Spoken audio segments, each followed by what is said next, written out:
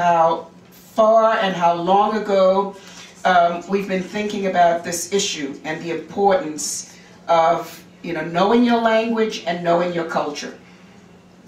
I have friends who have, loads of degrees and who are top scholars in their fields and who tell me they can't write Creole. I cannot accept that. There is no reason why we all can't learn to read and write it. Right. And read and write it, with the official orthography, because there is an official orthography, just like every other language. And we talk about that a little bit in the book so that people understand the history, how it came about. My colleague Arthur Spears and I, for years on the faculty at City College, he's in anthropology and he's in anthropological linguistics, had a lot of Haitian students and ended up learning Haitian Creole. And we talked about, the importance of Creole in education, the importance of Creole, and the significance of tying the language with the culture. Because you don't realize it, but as you reject a language, you're also rejecting a culture. And as you reject the culture, you reject a people. That's right. So all of the, Haitians who think, we need to speak French or we need to speak Spanish or speak English or everything else, I am all for it. I am a multilingual person myself. But I think you need to start with the basics. You need to start with what children know. And the experience I had in an area in Haiti called Tigouave, we used to go to this area called Fort Royal, where there was no running water. Mark, you've been there with us. Where, we'd take a big tree trunk and a bark to cross over, or people will carry people on their backs to get over because there's a passage of water and no bridge. These kids, go to school in the area, all with their wonderful little uniforms, and they come home and we would talk to them. I would go talk to them and ask them, what their day was like, what they did in school, and all I heard was recitations. It was like the standard lines that they learned in French, but they couldn't carry a conversation in French. So, comme commencer parler en Creole, tout le monde à l'aise. You talk to them in Creole and immediately they start telling you so much, you can't believe it. They start telling you about their environment, about the hundreds kind of fishes that they know, that of course we, who are the so-called educated, don't know. But they know their environment. They can talk about it. They can think. So why not teach them in that language? So originally, some of you, ask about how did Creole get to become the language that it is? And how come it is so different from French? In linguistics, there is something called creolization of languages, and it's basically when languages come in contact. So for example, the so-called wonderful French and Spanish and Romanian that we speak all came from corrupt Latin. It was because those languages were in contact, they emerged as new languages. And today, we see them as official languages, we see them as important languages, as worldwide languages, and yet, when you look at the history, where they came from, they had the same kind of evolution as Creole has. And many people do not understand that. They think, a language became standard. Oh, you have dictionaries, you have this. That was one of the criticisms, in the old days about Haitian Creole. How are you going to teach Creole to kids in school? We don't have dictionaries. We don't have grammar books. Well, guess what? A lot of languages don't have grammar books, but they teach them in schools. And because we were used to the rote system of teaching French by memorizing the grammar books, memorizing the verbs, we thought that's the best way to do it. And in fact, language learning and language teaching, does not go that way. The reason why we are so unsuccessful in the United States in teaching languages is precisely because we don't teach people the language the way you normally learn a language. A child is dropped anywhere in the world, any country, that child will know that language. So you have a Haitian child born in China, that child will learn Chinese.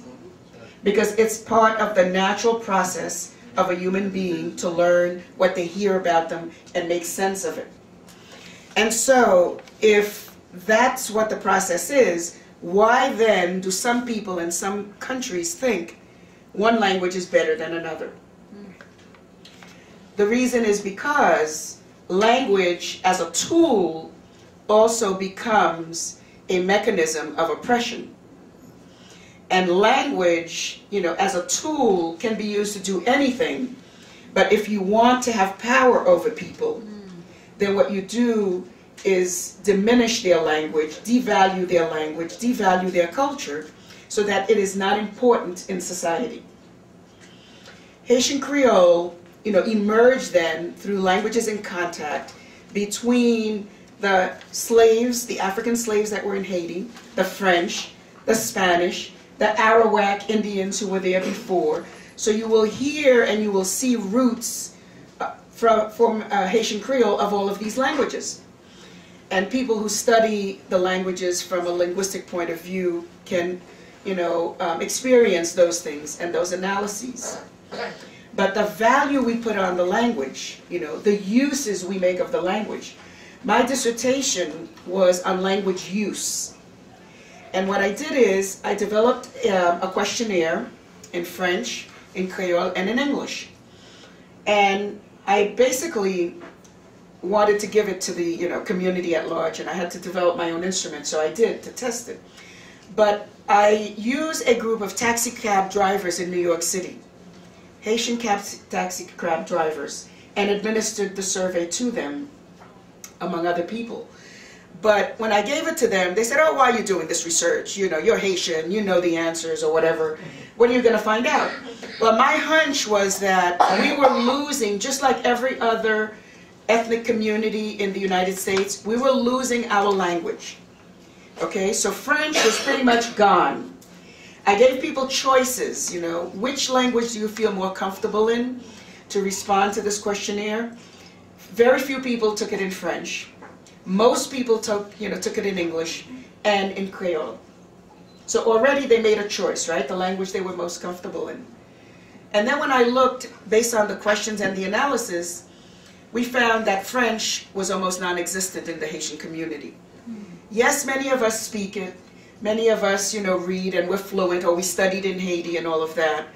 But for the majority, we're talking about the majority of the people. What will work best for the majority of the country? Not for those of us who were fortunate enough to have studied French, to have traveled, to France or to Montreal or Canada or, French-speaking African countries, to have been able to learn it. And again, I go back to saying a language is a tool. So the more you use it, the better you're at it. So it's obvious if we're not using French, we're going to be more rusty in French.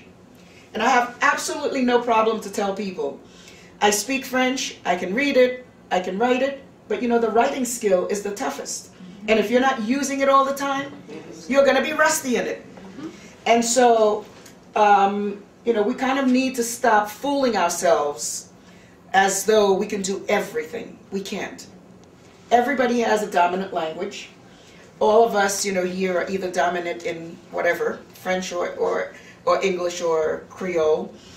But we have other languages we know. We can survive in them. We can get by in them. We can have conversations. We can read. We can travel and enjoy. But to say that you are fully proficient in every single language is a tough order. So the reality is then, for Haiti, that Creole needed to be valued for it to be important, for it to be used. I was so happy when I went to Haiti a couple of years ago and saw so many billboards in Creole. That didn't used to happen before. So there's more pride in Creole and more people writing in Creole and more people beginning to see the value of it.